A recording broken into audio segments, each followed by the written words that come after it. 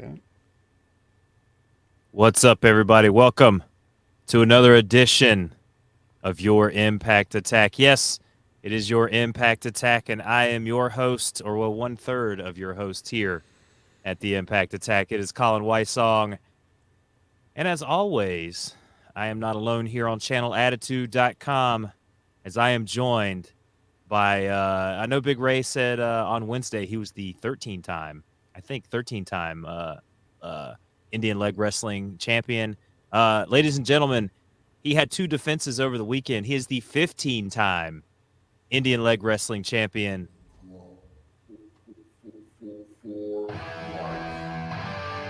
That would be the Vet, ladies and gentlemen. Wait a minute. Wait a minute. Wait a minute. If I defended it, shouldn't I still be the 13th time? Well, I guess you've defended it so many times. It's just, I don't know. It's late. I'm tired. Just trying to come up with something. Just go with it, Vet. I'm just so disheveled because our third man in the booth isn't here yet. Oh man, this is 2 weeks in a row.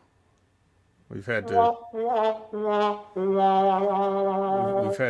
go live without him. I feel weird. I do feel weird. It's like if I play the music and then he's just not there. Maybe he'll show up if I play the music. Hey, let's try that. Let's try the Brandon slow music. I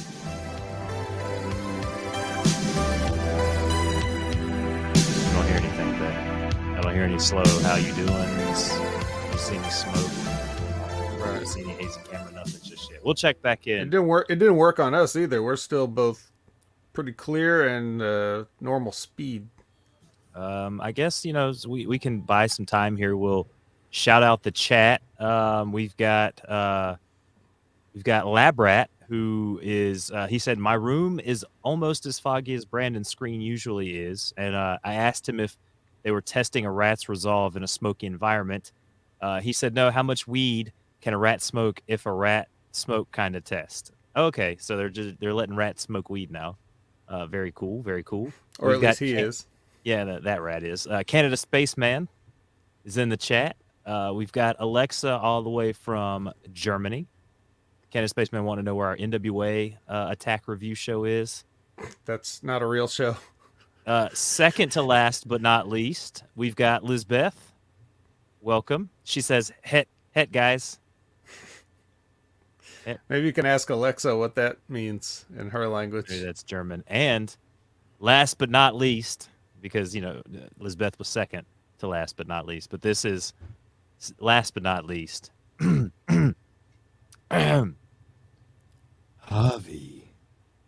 Uchiha.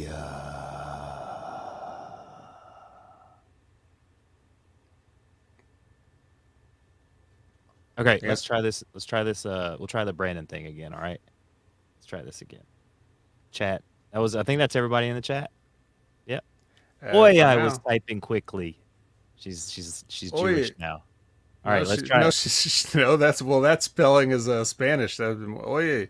Let's see if we can try this magic again with the Brandon music bit. All right, one more time. Oh my God, it worked! Whoa! Hey! Last time I laid down even for a damn effing hour before this thing starts. It's all right. We just played your music until you appeared. Yeah, we figured 3 times was a charm, but it only took twice. I am so sorry, guys. It's okay. How you doing tonight, Brandon? Disappointed in myself because I screw up like I always do, because that's usually all I'm good for, but, here we are. Good. We literally just started. You're not even... Look, we've only been on air for 4 minutes and 20 seconds. Smoke him if you got him, Lab Rat. We conjured him into being... and then Alexa says, "Hey, Brandon." Hello. So, anything that you guys did over the weekend that was fun and exciting we could talk about? Or do you guys want to just go on ahead and jump right in to this exciting episode of Impact Wrestling that we watched on Thursday? Fun and exciting, eh? I don't know about that.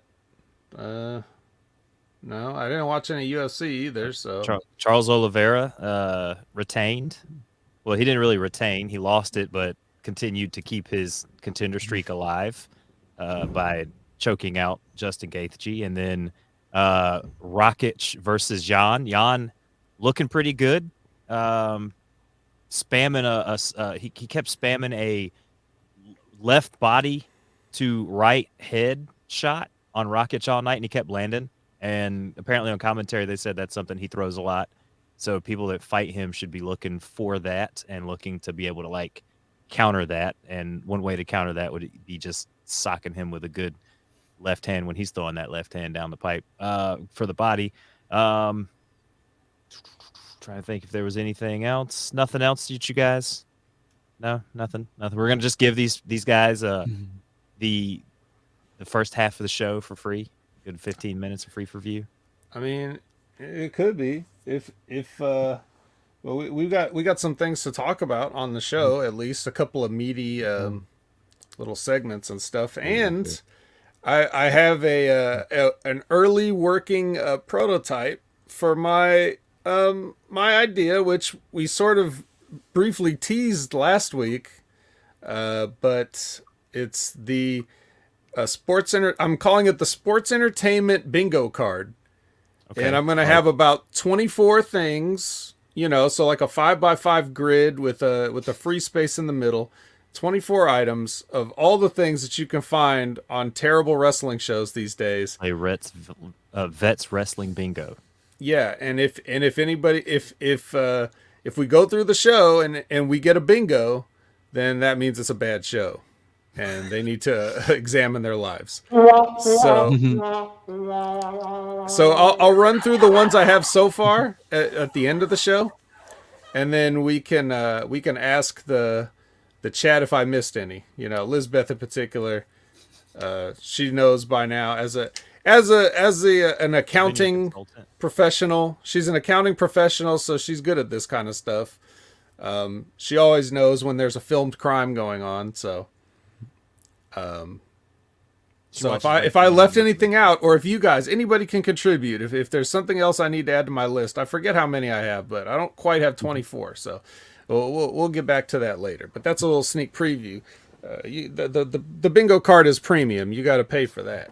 It's gonna be fun. I like this idea of the bingo card you got here, Vet. But I guess we're gonna go ahead and jump right into it.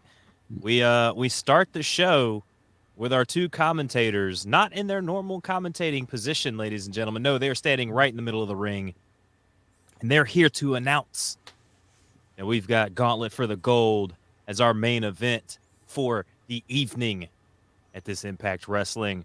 Vet, I'm going to go to you to kick it off. What are your thoughts on this first opening intro? Did you enjoy kind of the energy that these two guys brought? Tom Hannafin letting the taco meat hang out with the look there. He's really like you had professional Tom in the WWE. It's kind of cool to see like more relaxed Tom. Like you kind of see this with guys when they leave the WWE. You saw it with Matthews and Stryker and a lot of those other guys when they left. Their whole personality kind of changed a little bit, and their dress and attitude changed. So it's kind of cool to see that from Tom. Facefucker Tom Phillips, as everybody knows. He tweeted that lady on the airplane that he couldn't wait to fuck her face. It is a lot different not having Vince screaming in your ear. Probably. Right. Who do you think? He's got D'Amore screaming in his ear now. In Canadian. Yeah, but does he, though? I mean, he never has the headset on. Right. That's true. No, D'Amore just doesn't hear what he's saying back. You just have to hear what D'Amore says. Right. And speaking of that, this was another D'Amore-less episode, was it not? I mean, I don't remember seeing him there, so. Gail picked up those duties. All right. So, I mean, and hey, if we can replace every instance of Scott D'Amore with Gail Kim, and she can look as smoking as she did on this episode, then yes, I'm all for it. Please replace Scott D'Amore with Gail Kim. So, any case, yeah. It's a nice look. It's a nice different look, I think. It's not something I'd want to do every week. You can change it up, but they're in there. They're talking about announcing the Gauntlet for the Gold match, which is going to be your main event tonight. Which, if you don't know, is like it's like a Royal Rumble style match, basically. essentially. I jotted the rules down, so we can either talk about that now or we can talk about that later when we get to it. What do you want to do, Vet? I got it. I got the rules right here. All right. Well, go ahead and run down the rules of a Gauntlet for the Gold match. Jesus. All right. So Gauntlet for the Gold match, ladies and gentlemen. We've got 2 men enter. 1 man survives. 2 men enter. Okay, got it. New man. It's the Thunderdome. New man after 2 minutes. Okay. They said 90 seconds, but whatever. No. It's 2 men enter. The third man, new man after 2 minutes. New man in every 90 seconds after. Okay. Eliminations over the top. Both feet have to hit the floor. When down to 2 men, a match begins and winner is decided by pinfall or submission.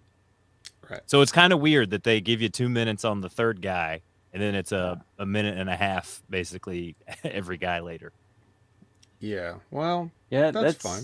Yeah, that just looks like, all right, we need like extra time to fill. Let's just do it here. Yeah, right. Showcase the first 2 guys in the ring, give them a chance to do some things before it's like Fed, would you want to pull out a battle royale like this? Like, is this something that you're like, oh, we're going to have a match at the beginning and then a match at the end and then just throw people out in the middle? Is this something Rip was doing? Yes, it actually did happen, but it wasn't like, 2 minutes versus 90 seconds is not that big of a difference. So you can't do much in a 2 minutes. So it's not really like that big of a deal. I think it's good. People like the whole Royal Rumble concept because you're always like looking forward and anticipating in it. Mm-hmm. Who's next? Who's next? Who's next? You don't have to wait too long. Battle Royals are a little bit boring because once the action's all in the ring, you're just seeing a bunch of stuff and you can't really tell what's going on. So you just have to try to focus on your favorites. And even then, if they're obscured in your vision, you're not going to be able to, right? Yeah. So it's just, Royal Rumble freshens things up a little bit. I'm just glad it wasn't a traditional gauntlet match where you just had a series of matches with each guy trying to survive the gauntlet. Because that's what the WWE will do to kill a 3-hour program, is throw a gauntlet match in there to take up half of it because they're lazy, right? So, but yeah, they had a package too. After they introduced this concept, they show a package for Gauntlet for Gold, which also includes Shark Boy. So we're gonna get some Shark Boy. We're gonna get a whole lot of Shark Boy. A whole lot. We'll talk about that. Oh, shell, yeah. We next we've got action in the ring. Well, wait a minute. Let me interrupt you, Colin, because with music. Yeah, just like the announcers were interrupted by Honor No More coming out, and Colin's a little slow with his drop, even though I'm trying to vamp to buy him some time, but he's not. Yeah. Yeah, you don't have screens. I got to scroll through. You want to have the Honor No More music here because they walk out and just interrupt the announcers in mid-sentence, which is kind of like they're saying, "We're going to tell you right about like," and then all of a sudden the music hits.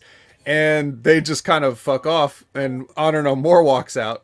But they're scheduled. It's a scheduled match next with we'll Kenny talk King about Maria Kanellis versus Chris Bey. Yeah, yes, just them.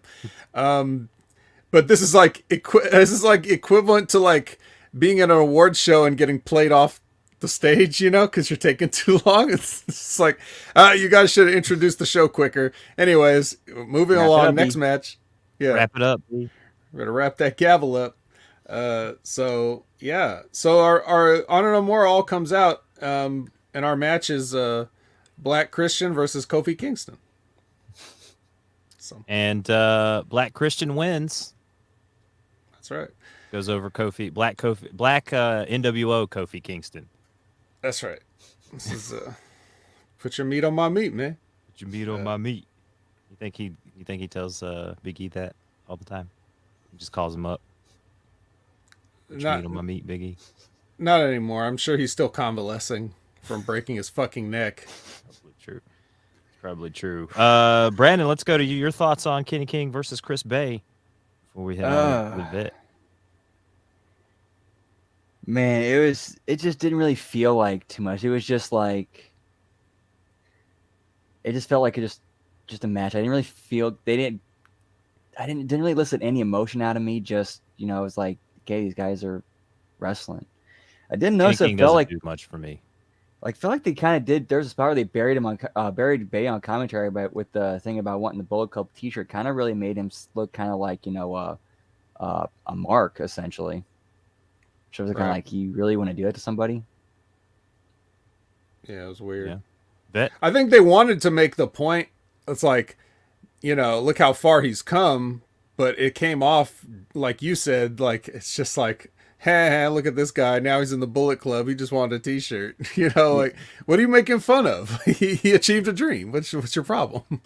Yeah, it's just weird, but I don't know. That's a level of comfortability that may have led to them parting ways with Matt Stryker. So maybe they should watch that a little bit.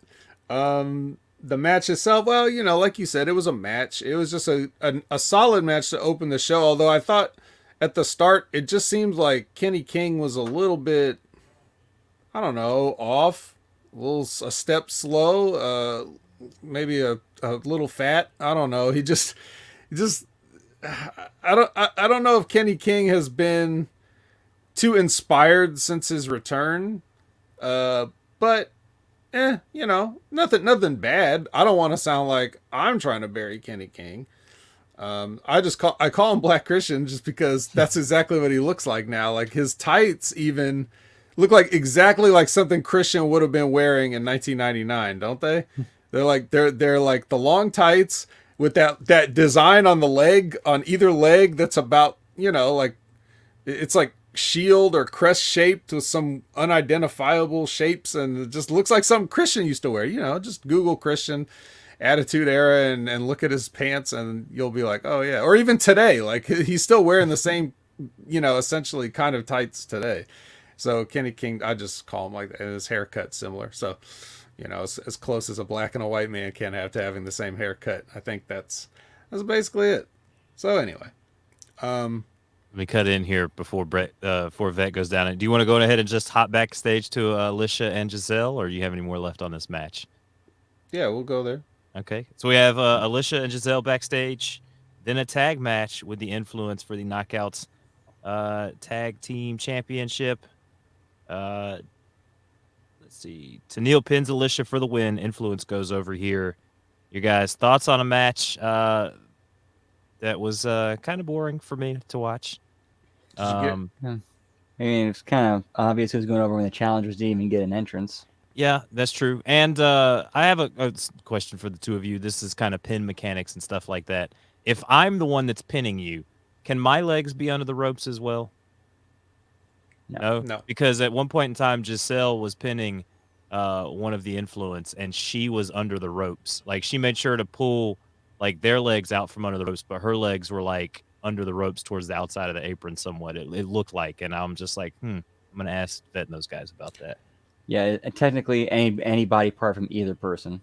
Yeah, that's what I thought. I was just like, I don't think she's supposed to be that close to the corner when she did it. But yeah, there was one time I was actually reffing a match very early on. There was the fin. I forgot what the finish was supposed to be, a roll up, but they ended up in the ropes, and it's like I can't count it. You're right. You're in the ropes. Yeah, break it up. They got mad at you too, huh? Afterwards. They were a little frustrated when it happened. When I got to the back, it's like, you did the right thing. Of course you did. You're not going to count something when clearly they're in the ropes. Like that would be stupid of you to do that. Giselle with the cold tag in this match, which led to this pin attempt. Vet, I want to get your thoughts on if you even noticed that, or their lack of the hot tag here in this match. She threw a lot of kicks, which didn't seem like they were, they were very sloppy and slow. Her offense is, I don't know if I liked the slide where she did the split slide between the legs. That was cool. That was about the only thing I liked out of Giselle's offense. But it's kind of meh. I'll be honest, I wasn't paying too close attention to the match. Just on the, on the rope thing. I think I've kind of gone over this before, but it's worth refreshing. You think of the ropes as like the out of bounds line in something like basketball, football, whatever. which extends to not only like it should extend. Sonic. Sonic the Hedgehog joining us. It should extend not only to talking about like the plane of where people's body parts fall in and out and where they can and can't be pinned, but also in submissions. Like you'll see sometimes where people will they'll be in a hold and they'll go, like a good one that you see often, somewhat often, not too often, but somewhat often, you'll see like somebody will be in a crossface. Let's say Sasha Banks has somebody in the bank statement or whatever. And then the person will like crawl to the ropes and Sasha will kick off the ropes and roll back. Well, technically that should be a break, right? Yeah, you can't be like dribbling the ball and step out of bounds and then just shoot a 3-pointer. It doesn't work like that. You can't. Once you step out of bounds, you're out of bounds. So any rope contact should elicit a break. Maybe that's why Sasha walked out tonight, because they told her she couldn't do the rope break thing anymore, and she was like, "I'm done with this company," and her and Naomi walked out. Could be. That's what happened. You heard it here first on the Impact Attack. All the rules. Anything else on Giselle versus the Influence? I do have one more thing, but Brandon, if you want to go first. I think that Giselle could kind of settle in nicely. It's kind of like the cocky, arrogant baby face, where it's kind of like she seems like she's like kind of a bit of a loyal friend to almost a little bit to Alisha, where there is like a genuine friendship there, but she's still kind of douchey, but it's like it's our douche, kind of like how Vegeta was. Yeah, he's gonna be friendly, but he still has his like ultimate goals of still controlling everything and shit like that. I could see that. I could see that. Well, we'll might have to give that a little more time, because I don't really know what her character seems like an obvious heel. Yeah, that's just being made friends with Alisha for no reason, really. Yeah, there's not really much backstory there. It's just like all of a sudden Alicia's like helping her out. Come on, friend, it's time for our match. Let's go. Yeah, we didn't talk about the knocking on the door, did we? Well, that was the backstage thing before the match, but we didn't really talk about her. Alicia coming and knocking on Giselle. Giselle has her own private dressing room. Right. Been in Impact for less than a month, 2 months. And she looked bothered when she came out, but not in a cartoonish heel way. Just like she was really annoyed. Rich. Like as a shoot, it looked like she just So that was weird. But anyways, who wasn't annoyed? Eric Young during this Violent by Design promo. We're not going there yet. I'm not done. You're not done. I wanted to talk about this. There's 2 matches in a row. Okay, with on the collar and elbow tie-up where the right hand is open. So Kenny King and Madison Rayne both tied up. So you tie up, and then that's your collar and elbow tie-up if you see me. Now, if my hand is doing this, okay, but it's just resting on your shoulder, okay, what leverage is there? It's called a collar and elbow tie-up, not a elbow and high five tie-up. You collar the back of the neck, always. That's what, you don't have to like really grab the guy, but you have to have your hand there. If you're trying to push somebody, but your hand is like on their shoulder here, there's no leverage here. Yes, there is. You get just as much leverage as when you throw a guy from the back of the neck into the ropes, Vet. Just like chin locks or rest holds. Come on, Vet. It's professional wrestling. Oh, dude, you can work a good solid lockup for like 30 seconds. Right. You could, if you do it, and a lot of people don't know how to do it. And it looks like, and when they do it, they look like they're doing it on purpose. It doesn't look natural. They're looking like they're showing off, like, hey, look at us. We're doing a lockup. And they'll like go to the ground and they'll go out of the ring. And it's just so like fucking, okay, whatever. They'll push you like this. Yeah. Or push you like this. Just my hand resting on your shoulder ever so lightly. Right. The friction of the radius on the trapezius.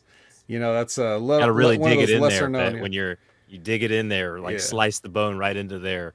It makes a move. You don't think Regal is teaching Yuta that right now? Well, no, he's not, because Yuta's in Japan. But you don't think he taught Yuta that, the old trapezius wrist grind move? Yeah. So anyway, yeah, I'll just say, just guys, just fucking tighten that shit up. These are the kind of things I look for. When people talk about like who are the great wrestlers, you know, and fans are like saying who they think the best wrestlers are, I look and see if they do things like this. Like, do you close your hand on the collar and elbow tie up? Do you do the high five and elbow tie up, or do you do the collar and elbow tie up? It's right there in the name, and if you can't get that, I'm sorry, I'm a little less interested in all the rest of your match after that. And a lot of guys do it, so it's disappointing. But those little fundamental things, like, those are the things I'm looking for, and I'm going to point out some things that go beyond fundamental, but should be fundamental in a match later on. That's right. We go backstage. Got Violent by Design. Eric Young. Is this man predicting the future? I feel like he's done this before. He just gets in these promos, and he says these things. He predicts that he's going to win the Gauntlet for the gold and end up being your number one contender. Then we go to the ring as Gail Kim is there, and she announces that we will have a first ever Queen of the Mountain match at Slammiversary, and she announces the first four members. It would be Tasha Steelz, Chelsea, Jordan Grace, and Deonna Purrazzo. And while she is announcing everyone, in comes Tasha Steelz for the interruption, and Tasha comes down to announce her fifth person for the mountain match, Queen of the Mountain match, and that's Savannah Evans. Actually, no, it's not Savannah Evans. It's Mia Yim, as Mia Yim comes out. I like the part where Gail tells her, she's like, actually, like, and she's like patting her on the, so like, actually, and Tasha's like, don't touch me. During this promo, it seems like Steelz, as she was interrupting Gail, kept foreshadowing that we might see, 20 years of TNA and Impact. We might see Gail Kim climbing back in that ring to whoop up on Tasha Steelz here. Maybe Bound for Glory, maybe one of the pay-per-views later on in the end of the year, celebrating the 20 years.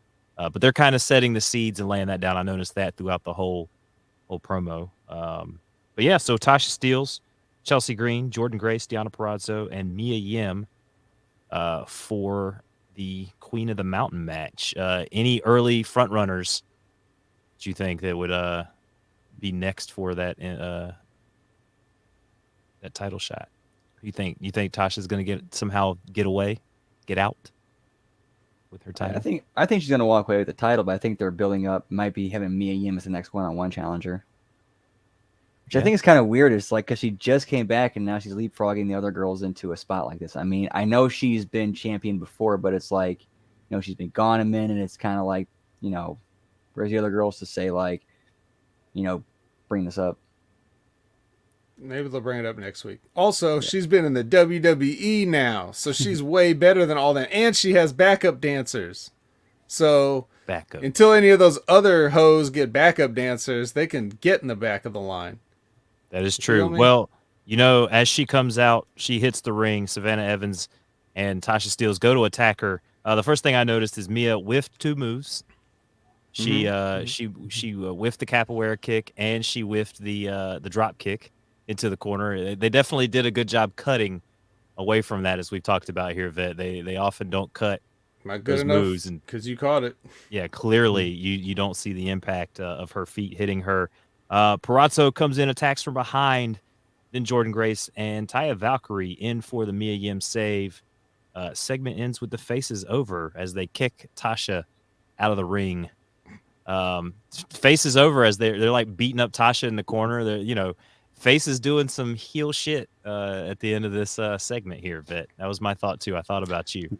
Well, it's ganging her in the corner. Well, in this one, it's retribution because they were actually literally running a, stomping the shit out of Mia Yim. Yeah, so it's fine. I'm more concerned about Mia Yim making the full entrance for the save. Like, I don't know. And the main thought I had though hearing this was when Gail said Queen of the Mountain. I was just like, oh my god, the men didn't even know how to do this match. This match has never gotten over. It's a weird match. It's going to be so overbooked. I'm not looking forward to it. But, whatever. Whatever. Maybe they'll be able to, with 20 years of hindsight, maybe they'll be able to look at what didn't work before and make it work now. I don't know. Let's hope. We go backstage.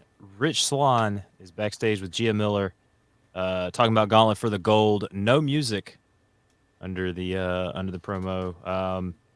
He never got his rematch, Never true. got his rematch. Very true. Make sure to remind everyone that. Next, we go back to the ring Yes. for the Vet's favorite segment Yes. of the show. It's Jay White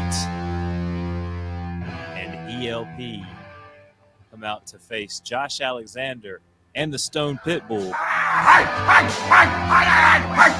Ishii, the Stone Pitbull Ishii. Did you hear that, Vet? Did you like Yes, the drop? I did. That was not Tomohiro Ishii, but That is that totally was Tomohiro Ishii. that is another one of my favorites, if I'm not mistaken. So That's the Stone Pitbull, Tomohiro Ishii, coming down to the ring. that is Mark Briscoe. Ishii wins with a brainbuster on ELP. OP taking the pin here. Vet, I'm sure there's a lot that you want to wax poetically about this match, so we're gonna get Brandon out of the way first, so we can just let you have it. Well, don't say Brandon, it like go that. ahead. Don't say it like that. So one thing I've been noticing about this incarnation of the Bullet Club is that unless you knew what was going on and knew who everybody was, you wouldn't know that Jay White's the leader. I think that's because the way he positions himself, where he's humble to his friends, where he's he doesn't position himself higher than everybody else. He kind of retreats like an equal partnership, which is interesting to see. You don't really see that a lot with heel factions where the heel's gracious to his guys. Right. I thought this was easily the best worked match of the night. Looking at who's in there. It's everything made sense, had a reason for happening. Nothing unbelievable, no ridiculous spots, just a well constructed, well put together, just match you could get into and believe that these guys are fighting for real. While still being entertaining. Exactly. Yeah. This is what wrestling should be. Yes. More of this, please. Please wrestle like this. Everyone. And, everybody that did a collar and elbow tie-up had their hands closed around the neck. So that was a good... Yeah, very few chin locks, if any. Yeah, it's my least favorite guy in this whole match is Josh Alexander, and he's pretty good. Yeah, so. If he's if he's number 4 out of 4, then that's quality talent in that ring. Yeah, that was such a good match. Yeah, I mean, it's worth taking time out of your day if you didn't get the chance to see it. I would definitely check this out. And here's a few things to look at. So, first of all, about your point about Jay White being the leader of the Bullet Club. So they're not really playing it up too much on Impact because, it's sort of like a guest spot here. It's for another promotion. But in his home promotion of New Japan, he was having the Bullet Club members decide which side they were on. It was Jay White's side, or or are you siding with the Gorillas of Destiny type? It's basically making everybody choose and everything. Now Jay wasn't there in Japan making that happen, but Gato was doing it on his behalf. And everybody's promos backstage, all the Bullet Club guys, he would come up to them and say, are you on Team Jay, right? You make the right decision. And eventually everybody did just side. The only person that didn't side with the original Bullet Club was Jado, Gato's longtime tag team partner. So he became a babyface for the first time in his fucking 30-year career. And he's, kind of with the Gorillas, in their tag team matches, and they've become officially part of the main portion of the New Japan roster. Like everybody's divided up into factions over there, and they have the Hontai faction, which is all the people that are just officially for the New Japan company and wear like the red and white baseball shirts with the lion mark on it. And so they presented, the Guerrillas of Destiny with their own shirts and stuff like that. So they're officially in the main portion. But anyway, Jay White was supposedly orchestrating all this from overseas, and you would have to like follow along with Jay White's promos and other things like to really understand that.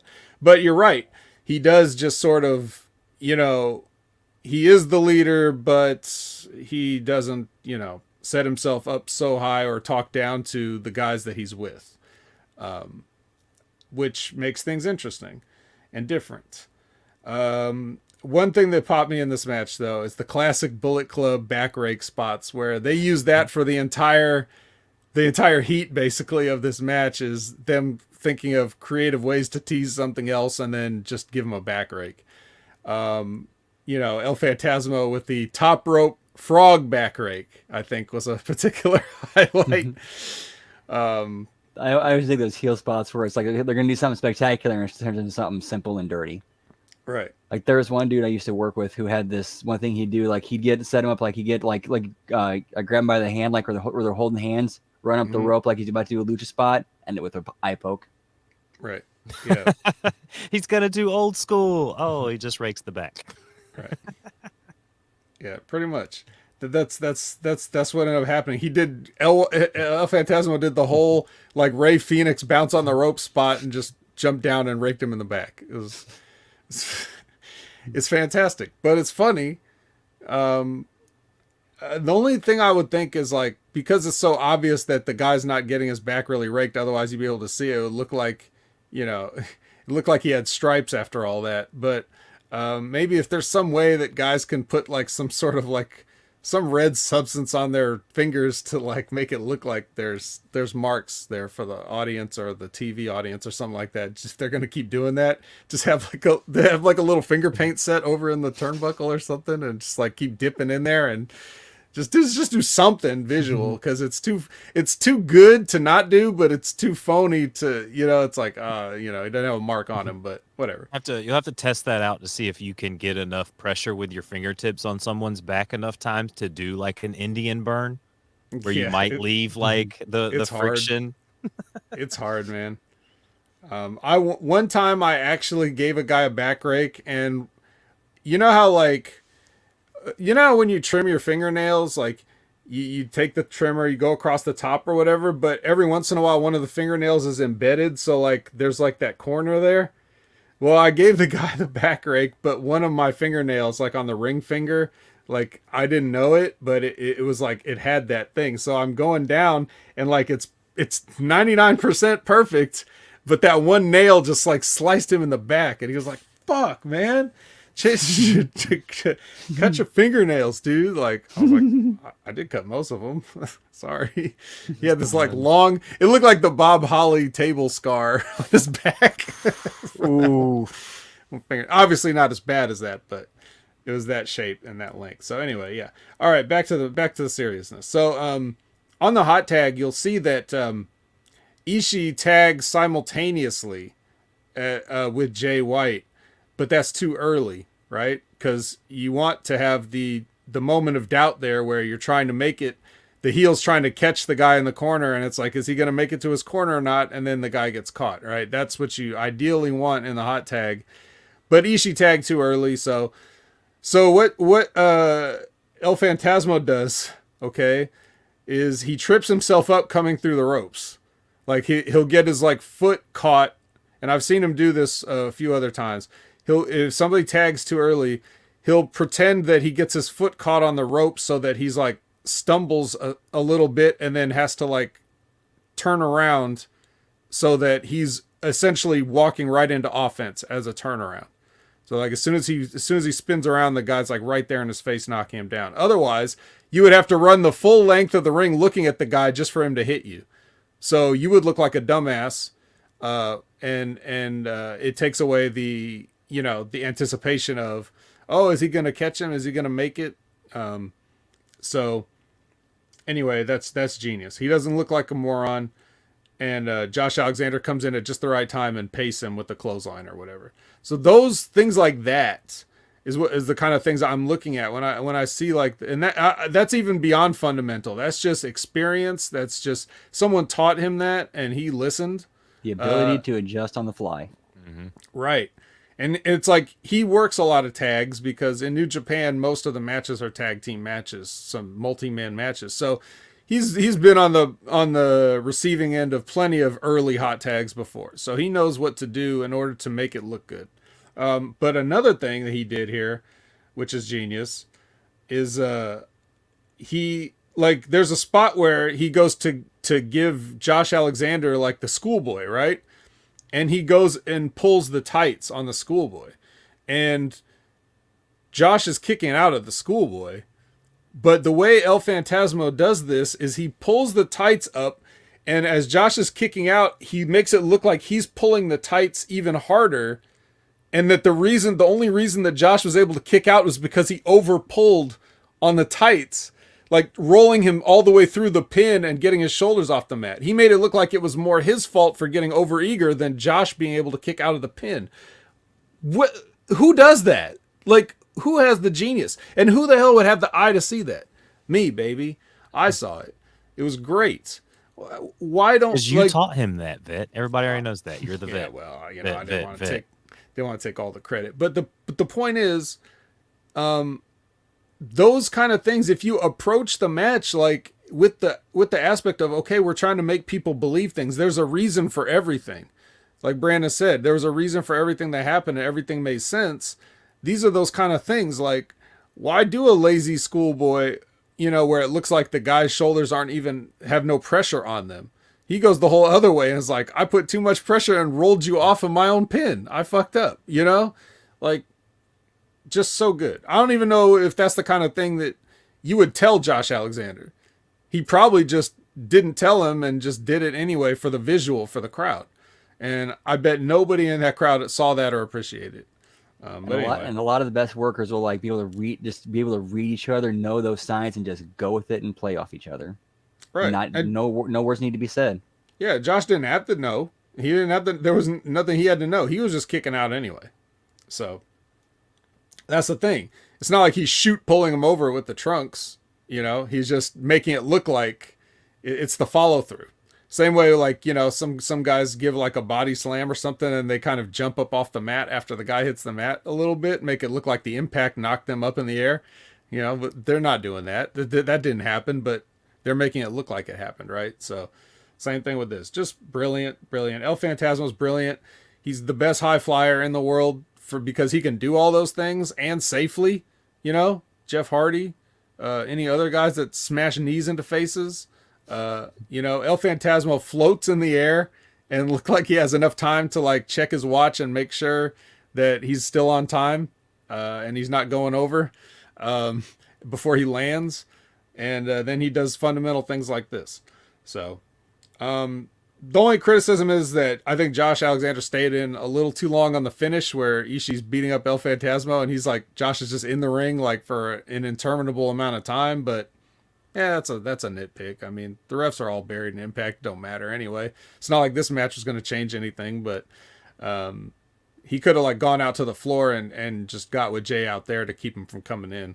But small criticism, great match. Loved it. And we go straight from these guys into another two guys in a tag team. Forces of nature is what I'm talking about here, people. Science! Forces of nature, people. Magnetism. It's a true thing. It stuck to his head. The bell stuck to his head. Bro, this was a 5-star promo. I couldn't believe this promo from them 11 boys. Bello, Strangler Steve, Billy the Kid. You know, Strangler Steve really is the centerpiece of this group here. Just really teaching Bello, BRV, how to cut these promos. I mean, I mean, this is BRV. Billy the Kid barking at you like that, all because of Strangler Steve King right there. It's just perfect promos from them 11 boys. I'd still be barking like that at Ray if he said that Tecmo World Wrestling did not deserve to be on his list of I need to give you this so that you can play it and be like, "Hey Ray, how good is Tecmo World?" And when he starts to tell you, you can Well, it's the new. It doesn't matter what you think. It's side tangent. I don't know if you noticed this, but like I already established with Ray that the problem was he was thinking of the game Tag Team Wrestling, and he had no idea what Tecmo World Wrestling was, even though he owns it. So, which I believe because I forced him to dig into his box of NES games and show me that he actually owns it, and he does. But he didn't know what it was, and he roasted Billy Ray Valentine for making that his favorite wrestling game of all time, which is a great wrestling game. But the whole time, Ray was thinking of something else. Now, imagine how many times that must happen in Big Ray's life where he's completely wrong about something, and it's just making somebody feel like total shit, even though he's wrong. Colin, you know. every day. Every day. All right. So, anyways, Tecmo World Wrestling, go check it out. Briscoe Brothers promo, go check it out. Like I said, 5-star promo. This is the only thing is they were standing in front of a Neapolitan wall, which is with the flavors of purple, pink, and concrete gray. So if we can just get rid of these little things once and for all and just stop with this fucking bullshit colored wall stuff, that would be great. But anyways, this was phenomenal. Brandon, thoughts on the promo? Please put over the promo now. Anytime the Briscoes are on the mic, it's gold. It's like anytime Steiner picks up a mic, it's gold. Yes, except the Briscoes do it on purpose. It's true. It's true. All right, ladies and gentlemen, it's that moment you've all been waiting for. It's that gauntlet for the gold. And the first two men that we have to start out are Chris Sabin and his Motor City Machine Gun partner, Alex Shelley. So, I mean, clearly, Chris Sabin is the Bill Goldberg of Impact Wrestling. So he's gonna clearly just throw everyone out until he gets to the final position, right? Oh, he's going the distance. Yeah, he's going the distance. No, unfortunately, Chris Sabin does not throw out Alex Shelley, and they are joined shortly by Eddie Edwards, who is then joined by Vincent, and we still got no one thrown out at this point in time. Then Burt Macklin comes in. Burt Macklin, and then it's time. It's time you all been waiting for. Oh, shell yeah. It's Shark Boy. Shark Boy comes out, hits the ring, hits people with a couple of stone cold stunners, hits a double stone cold stunner. Just it's fun. 20 years of Impact Wrestling. Let's bring Shark Boy back. Hugs it out with the Motor City Machine Guns. We go to commercial. Wait. Let's talk about Shark Boy for a second. Brandon, earlier you said that there was a whole lot of Shark Boy. What did you mean by that? There's a whole lot. There's a lot right here. Definitely been drinking a lot of clam juice. Shark Boy's got that belly, that clam juice belly. Let me tell you something, man. Krabby Patties and clam juice. Obviously, Shark Boy does not subscribe to the always ready philosophy of Matt Cardona. We're Stevie Richards Fitness. Yeah, or Steve. I don't know if I was him, since this is a gimmick. This is a certain gimmick. I don't know if I wouldn't have got a body double and split my payoff with him just so I didn't show up on TV looking like this. Homicide is Shark Boy this week. Like Shark Boy's a lot more tan than I remember him. Since it is like 20 years and this is Shark Boy, I'd like to talk about like some of my favorite Shark Boy segments, or some of like the ones that a lot of people didn't get to see because they were in the pay-per-view days. Was the stuff with him and New Jack. That was hysterical. Oh, he wasn't doing the Steve Austin thing back then yet, was he? No. Okay. Like they were like in the back playing board games. There was a time when there was a match where Shark Boy came out and gave New Jack like Hulk hands, and all of a sudden like New Jack hulks up. Did Shark Boy even talk back then? No. Yeah, he didn't say anything, right? I didn't think so. But yeah. Yes, Shark Boy, a gimmick that's had all these years of legacy off of one Simpsons joke. So true. We go to commercial break, and when we come back, we've got more people in the ring, and we've got less people in the ring all at the same time. We find out the Shark Boy has been eliminated by Eddie Edwards, and Raj Singh and Trey Miguel have entered the fray. And as we come back, Bhupender Gujar comes out. He immediately throws out Raj Singh. And then Raj Singh is followed, after Bhupender, Mahabali Shira enters the ring. The two of them go at it. Next, Morrissey comes out. The big man, Morrissey, comes out. Somewhere in that break, Trey Miguel snuck in there too. No, I did say about Trey Miguel. Did you? Okay, sorry. Yeah, I didn't. It was Raj, because I tried to follow Trey and Raj came in during the break. Yeah, Raj came in first, then Trey came in. Then we had Morrissey came down, and when Morrissey hit the ring, he eliminated Shira and he eliminated Vincent. Now, does the Shira Morrissey combination, does that intrigue you? Is the size of them looked very interesting in the ring? Probably wouldn't be that exciting of a match, but just those two big beefy guys. No, They've never really done much to get you to care about Shira. No, they really just don't. like, hey, look at this big guy. He's big, and he hangs out with these other Indian dudes that we have on the roster. It's pretty much been. Well, yeah, he's big and he looks great and he looks like anybody that you want as a wrestler, but he can't do anything. Like, he's been in wrestling this long and he's still this bad at it. I mean, you can't get anything from him. That's the thing. Everybody wants guys that look like that, and guys that look like that work like this. And then when you get a guy that's got like some potential, some coordination for a giant guy like a Omos, you just see what they do with him. Like, they don't teach him enough, and then they rush him out there, and then they have the nerve to be upset that he's not ready. It's like, it was your job to get him ready. Why are you upset? That's a you fail. Yeah, so that's not an almost fail. Right. So I mean, here we got Shira, who's been wrestling for God knows how long. It doesn't look like he's been wrestling for a day still. That's not fair. I don't want to say that. He has improved since he started. But he was so bad when he started that now he's just worked his way up from rotten to the shits. So I don't know. Well, we've gone from a man who is trying to get the rotten and shitty out of professional wrestling, as Eric Young hits the ring, the only man of Violent by Design to come into the Gauntlet the whole entire night. He comes in and throws out Gujar, and then we get the next entrant, and it's Johnny Swinger coming down with the WrestleMania gimmick.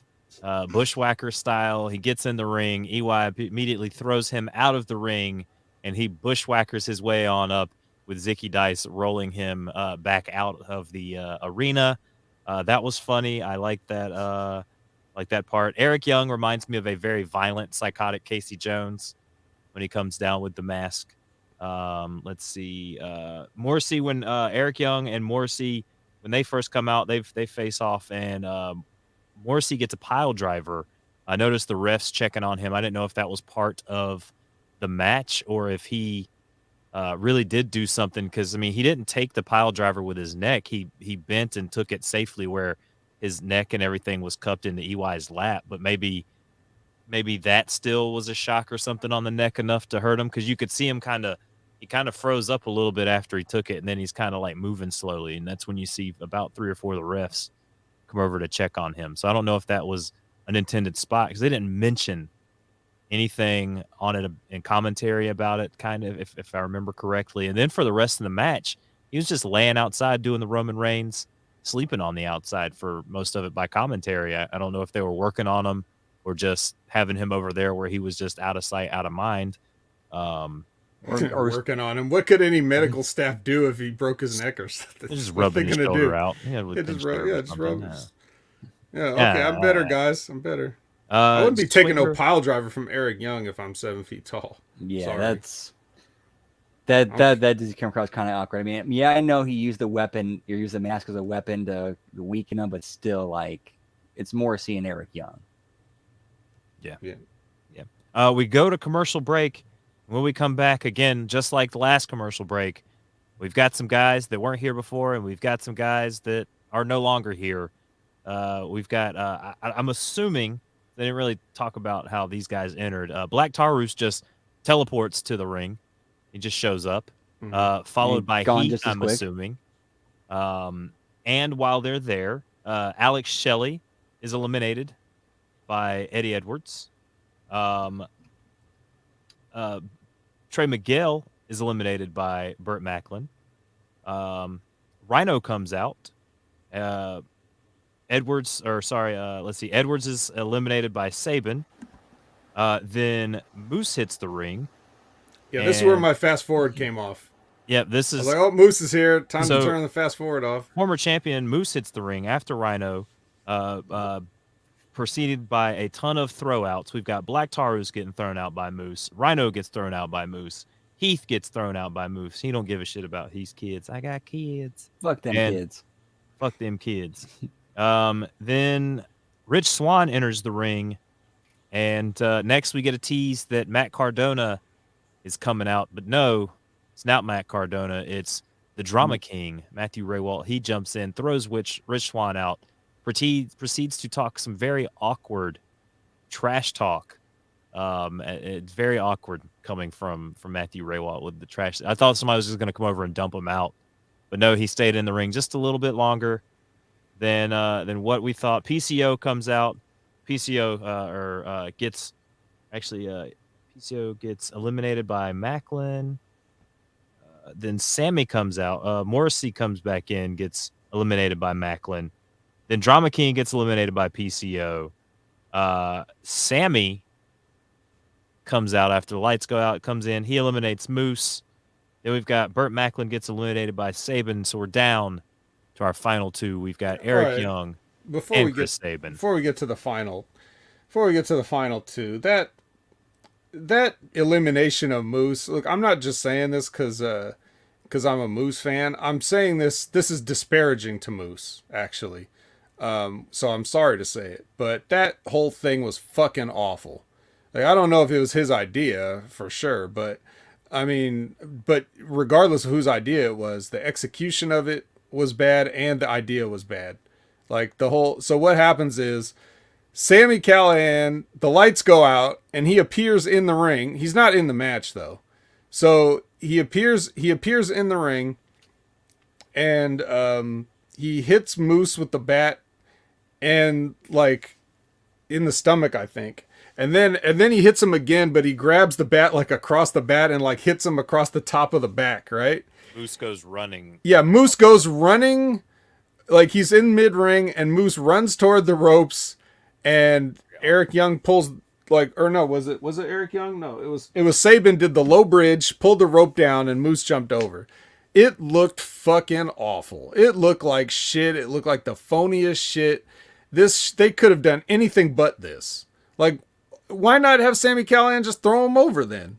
Because I know why. Because in the back, somebody was probably like, well, technically Sammy's not in this match, so we don't want to have him throw Moose over. But if he hits Moose and Moose stumbles over the rope, then technically Moose eliminated himself. The one that threw him out. He lowered. Yeah, right. That was their dumbass mind, whoever agented this horrible idea.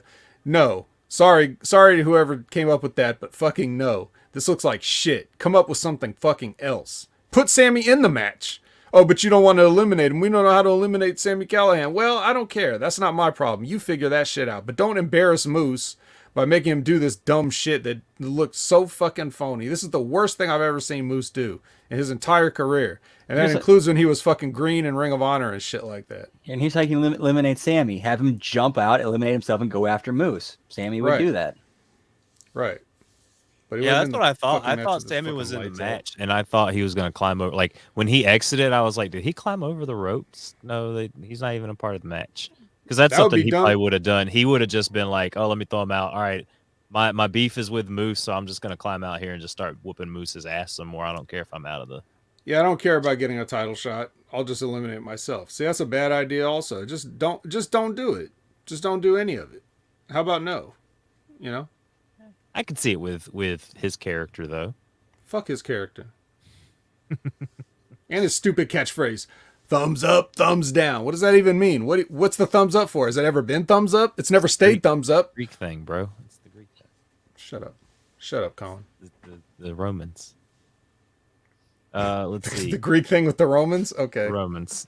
I was also thinking Two-Face.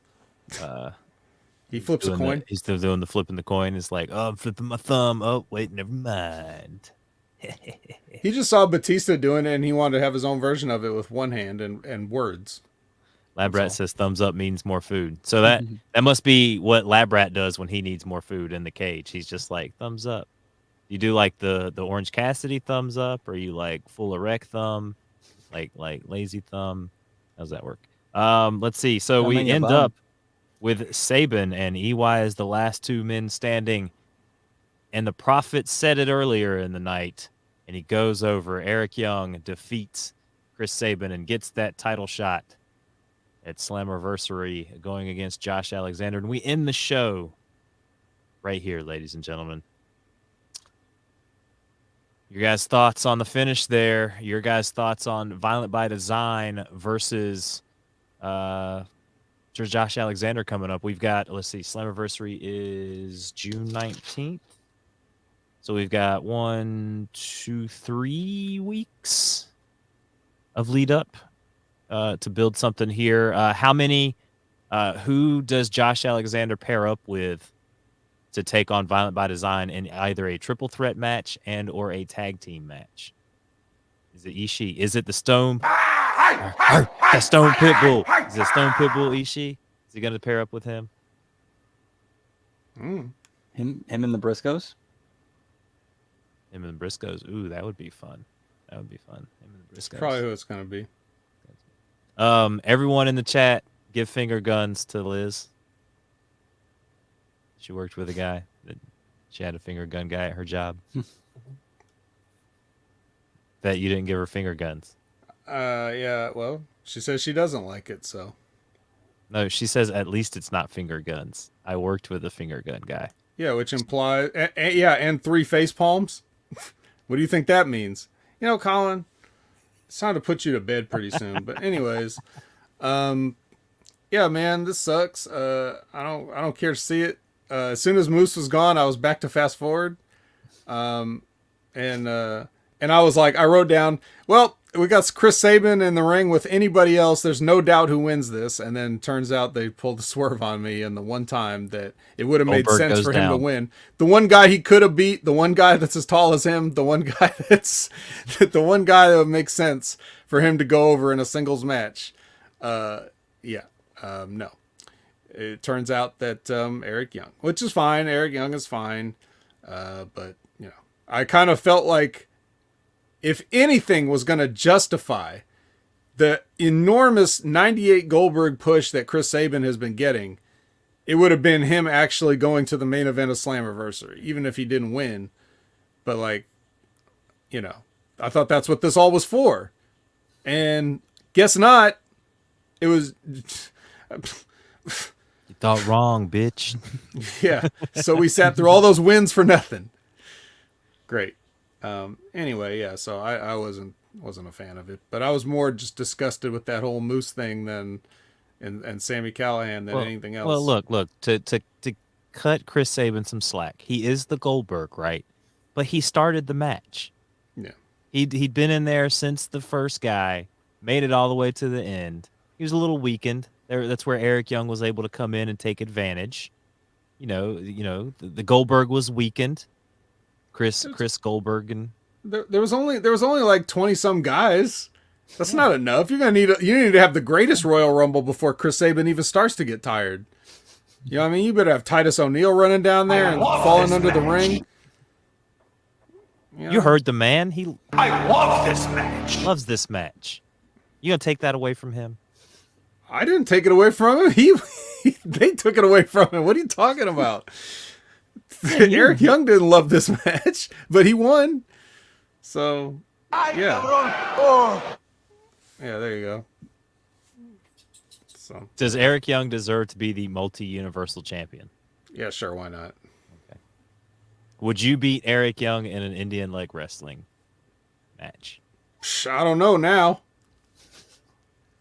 I was feeling pretty good until I saw him beat Chris Sabin. Now I don't think I could beat anybody. What if I put you in a Gauntlet for the Gold Indian leg wrestling style event? Do you think you could beat Eric Young then? If he was the number one guy. If he's number one and I'm number 20 something? Yeah. I'm not sure. Not sure. Could you win Indian leg wrestling of the mountain match? I think I could on a technicality. Like I could find some loophole, a way to win it. Then if it's not straight Indian leg wrestling. But That's just like climbing in the ring. yes. So yeah, I don't know, man. His psychic prediction came true. Yes, Lizbeth. The important thing is that in the middle of this mess, we got an excellent tag team match followed by an excellent Briscoe Brothers promo. So right there, that was worth it, no matter how the bad everything Briscoes else. didn't come after the influence in Giselle and Alisha. Yes, exactly. So, but what about your thoughts, Brandon, on this whole show and the finish and everything and Slammiversary and? As far as like structuring and putting together a wrestling show, I mean, that was done pretty decently, but you know, outside, like I said, outside of the tag match and the Briscoe Brothers promo, it left a lot to be desired. I thought the Johnny Swinger spot in the Gauntlet match was pretty damn funny. Yeah. I mean, just a little something to lighten it up. Yeah. Yeah. And it was harmless. I think the biggest thing that annoyed me was the commercial breaks. Yeah. And people coming and going, right? Like, yeah, that's bad. Yeah, like these guys are like, you have, like, it's a taped show. You have control of when these breaks are going to be at. You can't structure them where there's like to not miss out on entrances and bury your guys. There was a couple times. Well, it's okay if Trey Miguel miss out his entrance because he can't get it right anyway. It's true. We don't want to see that. There was a couple times too. Guys were walking in front of the hard cam when they were trying to like set up things with certain guys in the ring. Other guys would walk in or walk over in the corner and be trying to get stuff in when it's like, I'm pretty sure they want you to just like lay out right here. And it's like Chris Sabin's over in the corner beating somebody up, like walks over to the corner just to be on camera more. Like, hey guys, I'm over here. Might be over here or over here. The ring is much like his hand. I'm over here now. Where am I in Michigan? Yeah, well, we expect him to know something like that, but for the most part, yeah, I mean, it is a tape show and everything, but at the same time, like, even tape shows try to give you the sense that they are live, and that's one way to do it is by having people come out during the breaks. Makes it seem like this whole thing was still going on. So I get it. And no one wants to see those entrances. I don't think Raj Singh has ever gotten an entrance, so I don't know why they would start here. I guess it doesn't really matter. But one note that I didn't go over: that drop kick by Moose, the air that he got on that drop kick. That I'm surprised you didn't point it out. I mean, when he came in there, I was very surprised by the height on that drop kick. Well, I see him do that all the time, so maybe it just didn't really register too much. Very shocking for me. But yeah, no, of course, Moose can get up. He's a great. We're gonna athlete. see more VSK with the Major Brothers. Probably because over on NWA, he's part of the Cardona family, which consists of obviously Matt Cardona, Chelsea, Mike Knox, and VSK. So they're like a little faction over there in NWA. So we're going to see some of that. Maybe.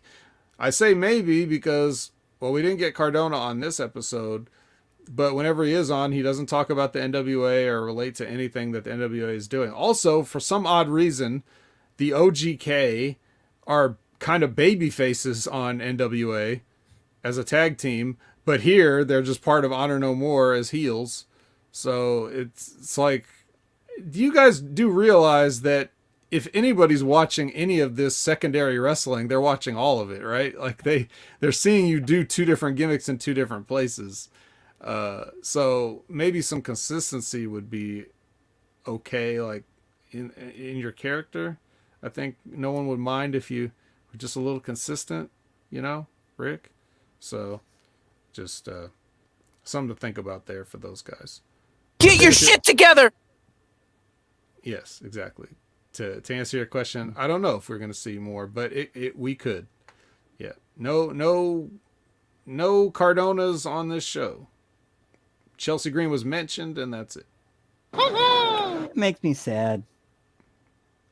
No, Chelsea makes you sad, of course. Sad panda. Well, I know it can cheer you up. We've made it through the show, and I know what's going to cheer us up, Vet. The bingo card reveal that you teased at the top of the show. I don't have any bingo music? Background music. I got something for you. There you go. Now. All right. All right. So let's see. I've made a list of items from my bingo card, from my sports entertainment bingo card. It's fucking awesome. Right. And I think that I'm still missing a few, so maybe any suggestions would be appreciated by anybody. Here, I'll let you know what I have so far, and I'll number these so we can find out how many. We need 24 total at the very least. I don't think we're going to get too much more than 24, even though we could probably do it if we got granular. But we'll start with the number one offense committed by sports entertainment these days. You've heard it. You've heard me say it 100 times on all the shows, and it's got to be the biggest one. That's right, ladies and gentlemen. And Lizbeth already knows. She's probably already typing it. I don't know if she's going to get it before me. A filmed crime. This is where you basically commit a crime and just film it. We see that a lot in Impact. It could be home invasions or any number of things. But a lot of crimes being committed and filmed across the board in quote unquote pro wrestling with sports entertainment. This is a sports entertainment thing, taking a camera to film a crime. Now, the way they used to do this back in the day, if you remember like the shit like the Horsemen jumping Dusty Rhodes in the parking lot, they made it seem like a fan shot that or something. You know what I mean? Like they had a camera there and then they saw this and they ran over and filmed it. But the way they do it now, it's just like, oh yes, this is just a production crew member that's following me and we're going to use this crime footage on our professional wrestling program. It's very easy to get things like this if you really want to do it, because everybody's carrying iPhones these days that have amazing filming technology. So you can just say, a fan posted this, and then you make it look like it's, urgent, immediate, like you're not supposed to have seen it, but we're seeing it.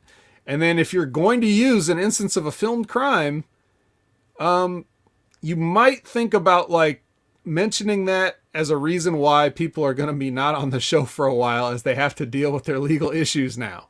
There has to be consequences. If you're going to do a filmed crime, let there be consequences for it. Don't let the consequence of somebody invading somebody's home or kidnapping somebody be a championship match in your company. You know that they fucking suspend people for saying something that's untoward on social media. What do you think that, in real life, what do you think they're going to do if you were to kidnap a person? They fucking threw a bag on Rick Steiner Jr.'s head and drove him off in a car, and that was like a whole package they showed on the show. I remember when they had this angle with Stone Cold getting hit by a car and it was revealed as Rikishi, and he confronted Commissioner Foley, and Foley's like, well, I got a match for you. And Austin flips like, this dude ran me over and all you have for me is a match? Right. Yeah, Austin wasn't happy about it. Neither am I. Anyway, that's number one. So that's definitely going on the bingo card. Number two, instance of wrestlers booking their own matches. We see this often. Anybody that comes out at the start of the show is like, how about me and you right now? Or me and you in the main event, or me and you next week, or whatever. Like, anytime a wrestler books his own match. All right, that's pretty self-explanatory.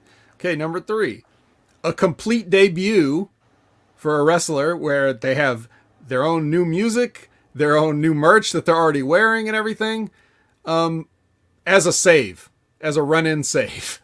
Like we just saw with Mia Yim, and like we've seen countless other times with people that are just like, oh, look who's here. No one knew about it, even though he has his own officially licensed AEW shirt now. Like I'm so tired of that. That's got to go. if you're debuting somebody with new merch, hype them up and billboard it and say, look who we signed and he'll be here later tonight. And then still, even when you do that, don't have him do a run-in to save somebody. Because that means that the only reason he was going to come out is that somebody was getting beaten up. That means if they didn't beat that guy up, that guy was just going to sit in the back all night long and not come out. It's ridiculous. Unless you follow it up with during the match, the person that he got involved with comes in and returns the favor. Yes. Wait. No, just never do it. Just to make it easy. Jeff Hardy, Liz comments in the chat. Yes, get your dance in. Get your dance on the ramp as your brother's getting stomped into the oblivion, which we already know he's been beaten into oblivion since his whole career, basically. And Jeff still takes the time to dance a little bit. Number 4, lights go out for any reason, unless there's a shoot power outage, which if there was a tape show like Impact, you would never see that. But yeah, we got to stop with this whole lights go out. It wasn't cool when ECW did it back in the 90s. It's not cool now. All right. It requires cooperation on the part of somebody completely different than the wrestler. And it's just becoming overly phony now with just the House of Black and, like here with Sami Callihan, just stop it. Yeah, it's like somebody on the production team has to be in on it with the wrestler. Right. Even if you want to say, like, you slipped the guy a 20 to turn the lights out at a certain time. Yeah. How would the guy standing in the back know if you made it to the ring on time? You know what I mean? How would he know when to turn the lights back on? There should be many times where the lights came back on and the guy was like, I wasn't ready. If that was the case. 15 minutes of an AEW show. Yeah. So, yep. AEW's got to stop. But that's the thing. AEW, if they change all these little things that I'm saying, they'll be damn pretty good promotion. Get rid of Aubrey and the show would be just a million times better. Yeah, even before you get to her. Although maybe that can be. No, did you hear her on Jericho? When? So she was on Jericho, I think recently, or there was a clip floating around where it's her and Jericho talking, and he's talking about, I like when the refs don't really, get involved and they stay kind of behind the scenes. She's like, yeah, that's how the refs should be. And then somebody put like a whole thing together of her overselling and being like getting punched in the stomach when a wrestler gets punched in the stomach and like all these things, like doing all this shit. And then she's like, yeah, that's how I try to do it. I'm just like, you're so oblivious to yourself. So it's involuntary what she's doing. She has no idea. She doesn't even realize she's selling the whole thing. Well, look, in fairness to Aubrey, which who cares about fairness to Aubrey, but just fairness for me in general, a lot of refs do that. And it's a big problem.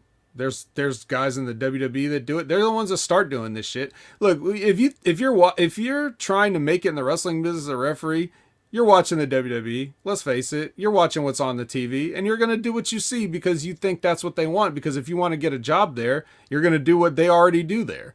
And somebody somewhere along the way let these guys get away with it and didn't shut it down. You would think with all the like micromanaging that Vince McMahon does with his banned words and all this other stuff that he would tell the referees to stay small and stop, trying out for mime college or whatever.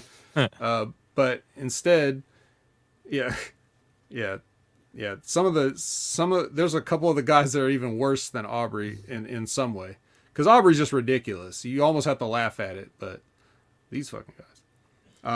Yeah. Well, I mean, everybody, I think if you're going to watch, the gold standard in the E would be, Little Nate and Hebner, when Hebner was there. Those are the he's two not guys there. that you would want Isn't to he in emulate. Impact now? Yeah, I think so. But I think those are the two best ones that they've got. Well, the best one is the real best referee is John Cone, but I don't see him reffing anymore. I think he does more backstage role. Yeah, he might be like above the refs now and like might be kind of more backstage now. But John Cone was he was absolutely 100% the best. I don't even want to hear it from anybody. Which else. One, the black chick or the white chick? Jessica Carr, if she's talking about Jessica Carr, I think so. Is the white one. But yeah, even she's okay, but still, just a lot of them need to tone it down in general. But I don't. That didn't even make my list. That's a possible one. Maybe if we're stretching for a 24th one, and we don't have to get them all tonight. We can build this card over time. It's a progressive Rome wasn't built in a day. Project. Yeah. All right, number 5. distracted by entrance music, usually leading to a roll-up of some kind. So yeah, we look, even if this was ever a thing, you would think that after how many years of people doing it, when you heard entrance music during your match, you would just ignore it all the time now. And certainly not turn your back on your opponent like they always do.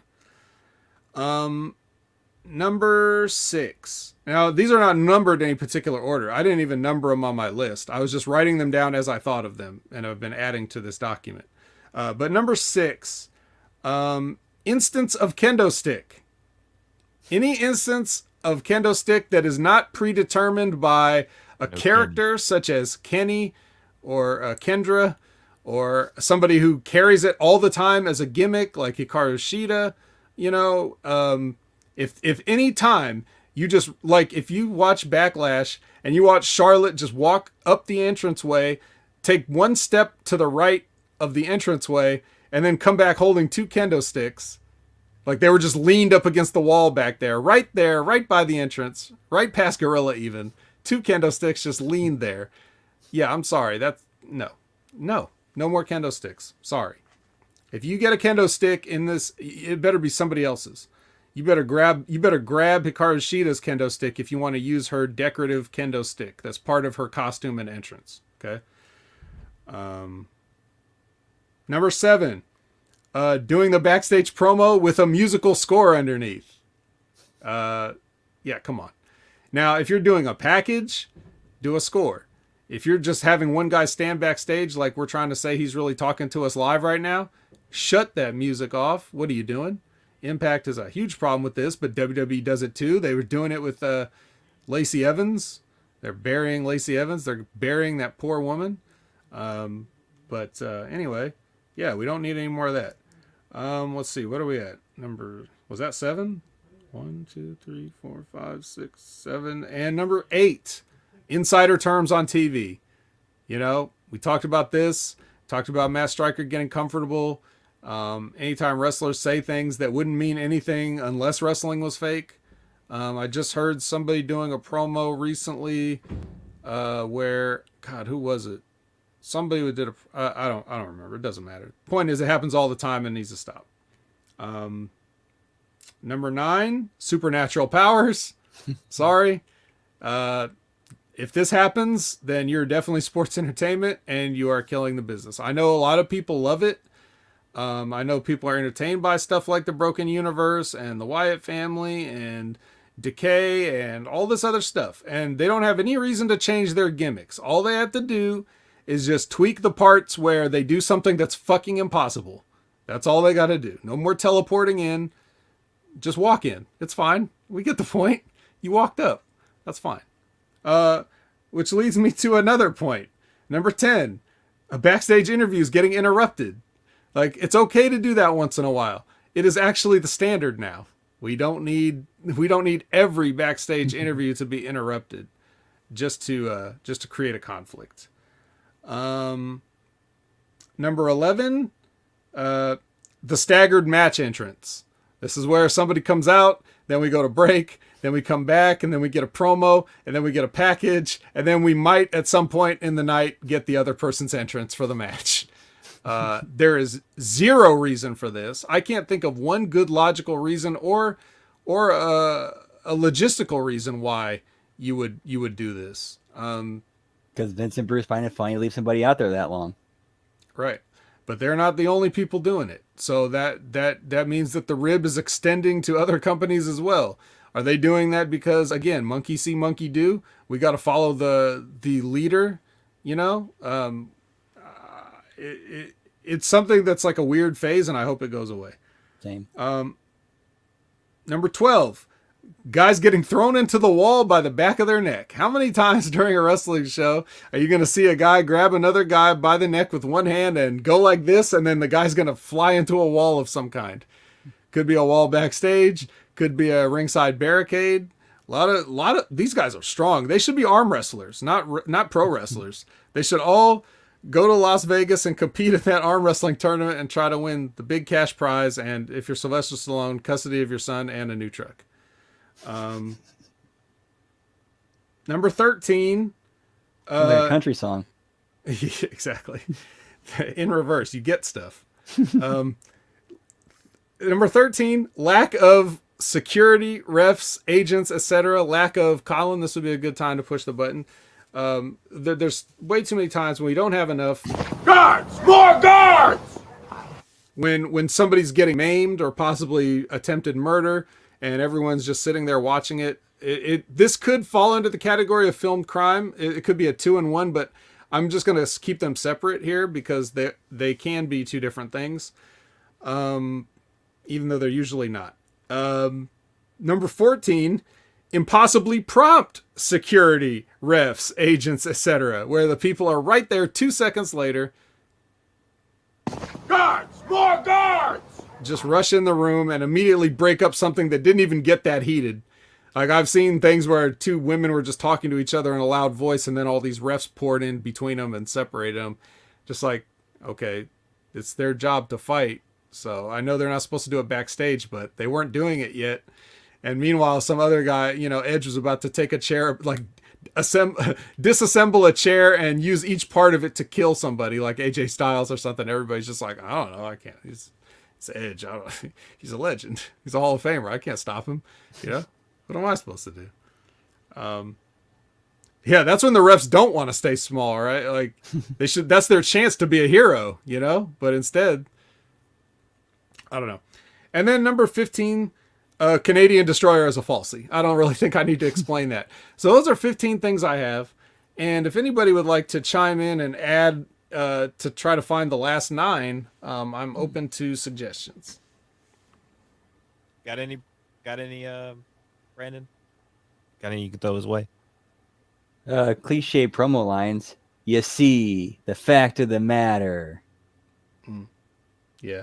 I can't really say too much about that because sometimes every time like I think that sounds cliche in a promo, then in real life I'll hear somebody say it and I'll be like, oh shit, people really do say it. I heard somebody in a parking lot scream at another person that they were chasing that they were a coward. So like I can't really say nothing bad about. They do it like Mr. Sato. Huh? They do it like Mr. Sato. Where they're like, coward! Coward! Miyagi, Get back here and fight me! now to you, I am dead. All right. Person and not in the match, all of a sudden being added to the match. In the middle of the match. Right. Okay, let's see what that's You gotta have like an over the top ref bump or something like that too. Like bumping the ref or misuse of bumping the ref or some shit like that. Because that happens a lot of time and it just throws them. You're like, oh god, there it is. The ref got bumped. Okay. Well, now these are now keeping in mind because those are good things, but it's not something that I don't know. It could feasibly happen. Invisible wall, keeping people in the ring. Keeping people in the ring. Okay, I get that. Actually, I'm gonna take Lab Rats and I'm gonna tweak it because I understand why people don't go out of the ring because they're just going to end up chasing the people and the people are going to run away. So it's like, you don't want to waste your energy. If you're holding the high ground, that's one thing. Now, I'll tweak that and say, when you're in the ring and you act like you can't get out when you're cornered, like when you see like 3 guys ganging up on you and you start walking yourself in the corner and act like this whole thing's not open and you can't just slide out the bottom at any time. Or like when you're like somebody's music kids are coming to the ring and you're standing there like, oh no, what do I do? You get out and run through the crowd. Yeah, I'll put ring as a death trap. Lisbeth said multiple matches with the same finish, but that's just a booking problem, not necessarily a sports entertainment problem. The thing with these things is we want to focus on things that should never have existed in classic pro wrestling and are mistakes that modern pro wrestling has implemented. So even just doing something too much, that's not even necessarily one. It's just like something that should never have happened in the first place, I think is the key here.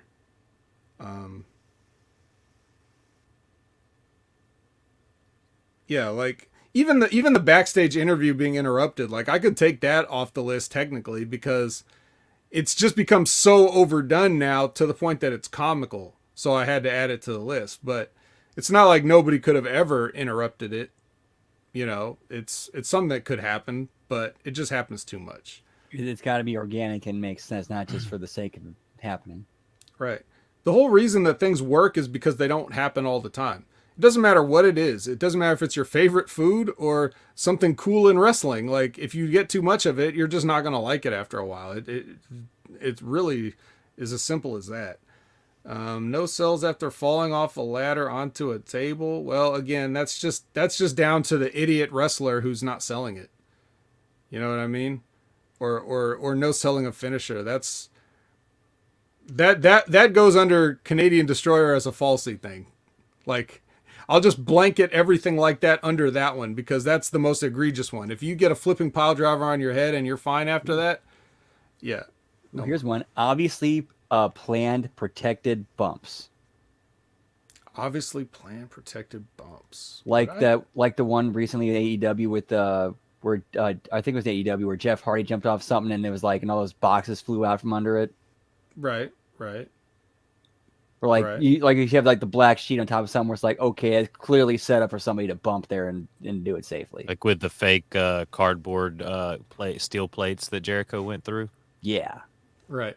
Well, we certainly wouldn't ask him to take a bump on a real steel plate. So I wouldn't use that one just because it doesn't happen too often. Even the thing with the table and the cardboard boxes, someone pointed out that like if that's like a merch table and had boxes of t-shirts underneath, that could happen. So like it's not completely out of the realm of possibility. It's way dumber. Oh, I know what it is. Rearranging furniture. That's the one that needs to go. Where everybody's like having these big elaborate setups. Did you guys see the match with Darby Allin and Jeff Hardy? Where Oh, they had the chair spot where he jumped off the ladder and onto the chairs and Jeff caught him. Yes. Dude, first of all, this man jumped off of a gigantic one of those gigantic ladders that was set up in the ring to the outside on Jeff Hardy. Now, keep in mind, this is for the Owen Hart Memorial Tournament, and Martha Hart is sitting up in the audience watching this fucking kid climb up to the top of a giant ladder and fall off it. Way to go, guys. That's how you honor Owen Hart. Yeah, but forget all that. Who cares about that? The part where Darby Allin set up 8 chairs just to hopefully lay Jeff Hardy across it at some point. Like at that point, that spot was like minutes and minutes away from happening, but he had Jeff Hardy on the ground and Jeff Hardy's just laying there and Darby Allin has to take 8 individual chairs and just arrange them neatly in a row. Like that kind of stuff. You know, hardcore matches and stuff in general are terrible, but the part where they take time to just arrange furniture in these ridiculous positions and stuff like that are so dependent on cooperation. Right. And that's the stuff that's got to stop. Yeah. And the ridiculous amount of setup that requires going into it where it's like, okay, like you have to be clearly working together for this to happen. Yeah. Lizbeth saying changing names randomly while employed. I do hate that, but that's not the person's fault. That's a WWE thing. It doesn't happen enough in other instances for me to like really complain about it, but only the WWE would make somebody change their name after they've already been branded and marketed and released in video games as that for 3-4 years. What about this? This could be a good one. A spot with multiple people waiting for a guy to jump on them. That happens. Again, that's on the wrestlers. That they should be able to not do that. A lot of these things are things that management can cut down. Management can cut down on the film crimes. They're the ones that are writing the spots where the wrestlers book their own matches. The wrestlers aren't actually booking their own matches. They're doing the debuts with the music. They're turning the lights out. They're telling the guys, hey, you got to be distracted by the entrance music. They're the ones like that provide the kendo sticks for people to use, or put music under a promo, or insider terms. I would say that could be a wrestler thing but they could be being told to say that. Also, if announcers say that or use insider terms, it's just a problem in general for everybody to delete. So I don't know. Supernatural powers, again, not on the wrestlers. Staggered match entrances, not on the wrestlers. Backstage interviews, not on the wrestlers. Thrown into the wall by the back of the neck, that is technically on the wrestlers. So, I mean, maybe I'd have to get rid of that one. But I'd like to not take any off the list if I can avoid it, because we're trying to add. The security thing is all on them. Canadian Destroyer is also on the wrestlers. But it's such a big problem that I think it needs to be addressed. What about more than 3 super kicks in a match? I'm gonna put that under Canadian Destroyers. Anything like that. Where it's like too much of not selling a thing. We might have to pad the roster here. Right. Might have to be a little nitpicky. A little less nitpicky in this. Well, again, we don't have to get it all tonight. We're just I'm introducing the bingo card here, and we'll keep it going. A Young Bucks match. Yes, too many Young Bucks matches in sports entertainment. That's it. It's just Young Bucks match. Yeah. All right, I'll add that to the list. Young Bucks match. Thank you.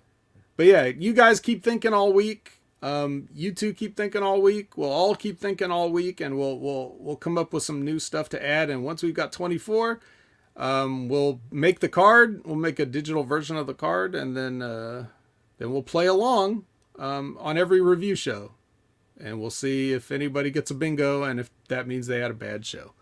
We might need to come up with more than 24 vet, so we can kind of randomize the cards a little bit. No, we're just gonna play off this one card. Everyone shares one card. Everyone gets one card. Because we're all the losers here. So when we get a bingo, we all lose together. Too many falsies, loud piped in, cheered boos. There's some good stuff there. Oh yeah, okay, all right, yeah. The cheers and boos, yes. Fake audience noise. There you go. You More need stuff to the list. If you suck, you just got to admit it. Don't try to hide it with the fake audience. Promos that are clearly read off of a teleprompter. Ooh, teleprompter promos. Well, some guys need it. I'll be honest. Some guys need it. Bro, let me tell you something, man. I don't know how much you guys watch the NWA, but it's very obvious that they let those guys go, and give them the freedom to sink or swim. And some of those guys sink. So, like, it makes me fully understand why the WWE is like, all right, we need to script this guy. Like, as much as I don't like how it sounds, like, I do understand the necessity of it. Did you enjoy Velvet talent, After Dark? Yeah. Did you enjoy Velvet After Dark? I mean, it was okay. I felt that was very awkward. Yeah. I did like the interstitials, though, where, like, Gaggles the Gimp was kind of, like, right there while they were, like, telling you what the next match was going to be. I like Gaggles. I like the whole feel with Gaggles in the NWA. I know you're not. All right, I just came up with a new item for my bingo card. What's that? Fucking BDSM on wrestling television. Ooh, that's a good one. I like it. But since there's only been one instance of it in recent memory, I can't really say it's a problem. It's just one simple problem that needs to get excised. Because I think that Velvet After Dark fits what you're saying about some people that need scripts a little bit. Kind of left, like, some of the stuff she was doing was good, and then some of the stuff was kind of cringe. We gotta get to Velvet and ask her how she felt about that. Well, and then you could tell with, like, Aaron and the young boy that he had in the ring when he was working him over, there was a little, like, disconnect between those two. But, Aaron's still trying to do, Aaron doesn't need he's got it. Yeah. Yeah, there's like a few guys that when you watch them, they just ramble at the desk. Yeah, the WWE chicks are dressing like we got Liv Morgan and we got Rhea Ripley and all this other stuff, but they're not wearing a gimp mask. Yeah, well. You know who's not? You know who else isn't wearing a Get Mask fit? Hmm. That would be Brandon. Brandon, let everybody know where they can find you on social media. You can find me at all the places at Miss Tia the Transarchist. And as always, every Monday night right here on the Impact Attack with these two awesome gentlemen. Awesome. Totally awesome. You know what? Awesome. Me and Vet, you know what me and Vet have? We have nothing in common. That's right, ladies and gentlemen. Vet, let everybody know where they can find you at. Yeah, you can find me at Opinion Haver everywhere. Or maybe I should say, you can find me everywhere at Opinion Haver. Because I wonder if the reason that people sometimes ask, like, hey, what's your Twitch channel? Or hey, what's your Instagram? Or hey, what's the blah, blah, blah, is because I say at Opinion Haver everywhere. Maybe you think that's the name of the tag. Maybe you think it's Opinion Haver everywhere. But no, I mean, I'm everywhere at Opinion Haver. So if you need me for any specific platform, just put in Opinion Haver and I will be there. You can find me at the Next Level Wrestling Review with Big Ray Hernandez every Wednesday at 8 Pacific, 11 a.m. Eastern, where we talk about NXT and how many of these things on the bingo card show up. Quite a bit, actually. It's probably what inspired me to come up with this more than anything else is watching NXT.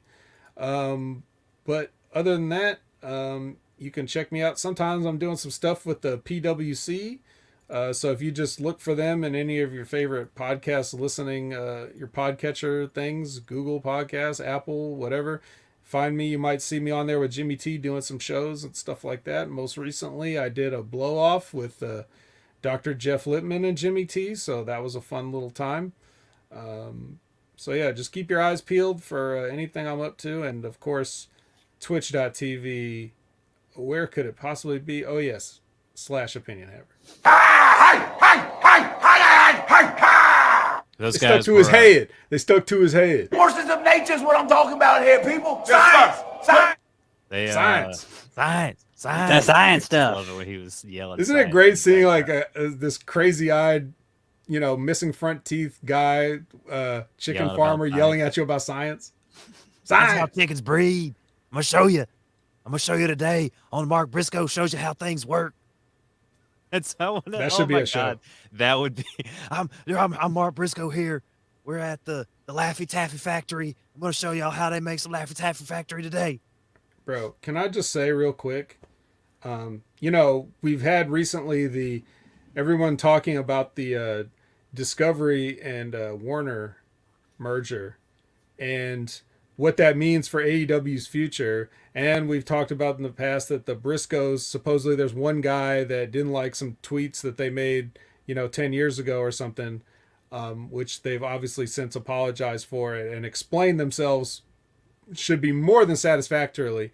But I think Discovery should look at Mark Briscoe to host all kinds of their programming, because having the Briscoe brothers be the hosts of so many fun shows, like they would make so many shows fun that aren't necessarily fun. So all those like learning channel type, documentary style shows and stuff like that. Just add the Briscoes to it, asking questions, like legitimately asking questions. Imagine putting them like American Pickers. Yeah. Come on, dude. It'd be great. The less they know about the subject, the better. That'd be because then they learn along with everyone. That would be hilarious. I think that would be fun. Have Come them be on, like Warner Discovery. Take a animal look. people. Send them to the Antarctic following penguins. Hey, that's a motherfucking penguin. Yeah. See, these are the only birds that can't fly. You see here, I knew we was gonna come to the North Pole because it's magnetism. Us and all these titles up here all at the same time. Wah, wah, wah. I gotta get that one too. I'll go back and find the wah wah wah wah wah. The entire world is missing out on promotional opportunities with the Briscoe brothers, let me tell you. They really are. Well, ladies and gentlemen, you know where you can find the vet. You know where you can find Miss Tia the Transarchist. You can find me at Colin Wysong on Twitter and on Instagram, and 7:30 p.m. Eastern Standard Time with the lovely and talented April Hunter. As we don't have a guest, we'll probably talk a bunch of different things. I think she watched the 2000 Mules documentary, so we might talk about that. Plus some other things going on in the world that we could definitely talk about. And then on Wednesday, 10:30 p.m. Eastern Standard Time with Big Ray Hernandez for the Ridiculously Random podcast. And let's see. New host of Reading Rainbow. That would be hilarious, Lab Rat. I guess that's it. Anything else from you guys before we get on up out of her? No. Nope, Be good. nothing. Nothing. Y'all ain't got nothing. All right. Well, for the vet and Brandon, I am Colin. We will see you guys next week on channelattitude.com for your Impact Attack. Yes, I said it. It is your Impact Attack. Good night. Say good night, everybody. Good night, everybody.